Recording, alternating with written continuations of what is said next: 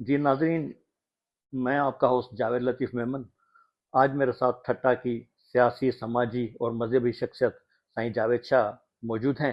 आइए उनसे पूछते हैं कि आजकल जो इसराइल और ईरान का जो तनाज़ा चल रहा है उसके बारे में आपका क्या कहना है। देखें, हम तो ये कहेंगे कि एक ईरान है 56 इस्लामी मुल्कों में, जिसने अकेले सिर जो है वो ऐसे इसराइल जो यहूदी, जिसने पहले फ़लस्तीन पे जुल्म किया और उसके बाद जो है अब ईरान पे जो वो हमले कर रहा है, लेकिन वो एक तन्हा मर्द मुजाहिद हुसैनी रास्ते पे चलते हुए जो है वो उसको भरपूर जवाब दे रहा है। ताकि आप देख रहे हैं कि कितना बड़ा मुफासला है इनके बीच में, और वहाँ पे उर्दन या दूसरे मुल्क जो है वो इनके मिसाइल भी रोक रहे हैं।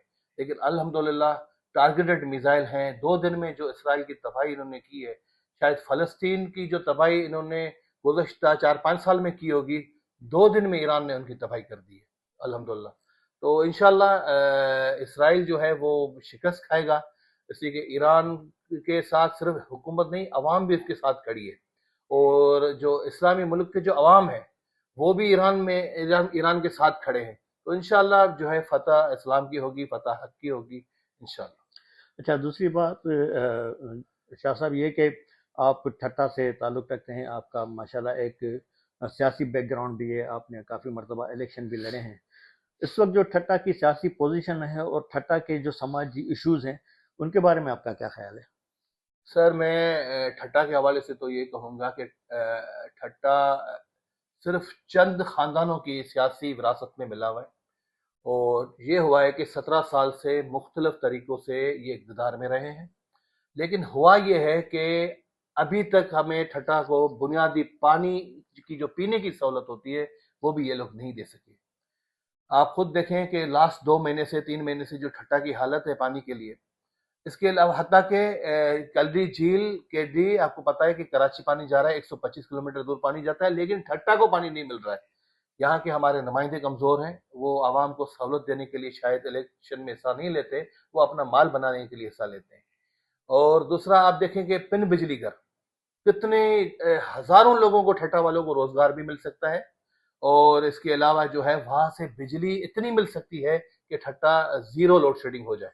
लेकिन अफ़सोस है कि इसके लिए भी हमारे नुमाइंदों के पास सिर्फ वो जो जैसे पेट्रोलियम कंपनीज वगैरह देती है, जो फंड देती हैं, वो उनके पीछे लगे हुए हैं बेचारे, कि कहीं से वो पैसे आ जाएं तो हम और भी अपने महल बना लें, हम दुबई में प्रॉपर्टीज बना लें। लेकिन इनको ये नहीं है कि उनसे कुछ बिजली ले लें ताकि ठट्टा के अवाम को कुछ सहूलत मिल सके, जो हालत है। आप और शाह साहब, आप माशाल्लाह जो है वो शियालमा काउंसिल के ठट्टा के रहनुमा भी, आज़ादारी काउंसिल। आज़ादारी काउंसिल के ठट्टा के रहनुमा भी हैं।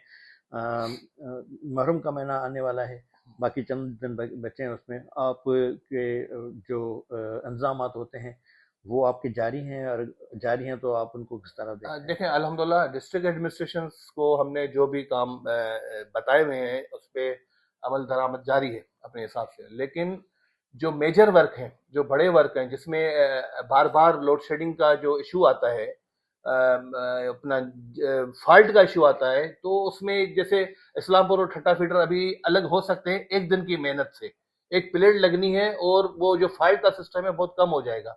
अब वो तो यहाँ के नुमाइंदों को एक्शन से मिलके वो मामला हल करने हैं, कुछ मामला।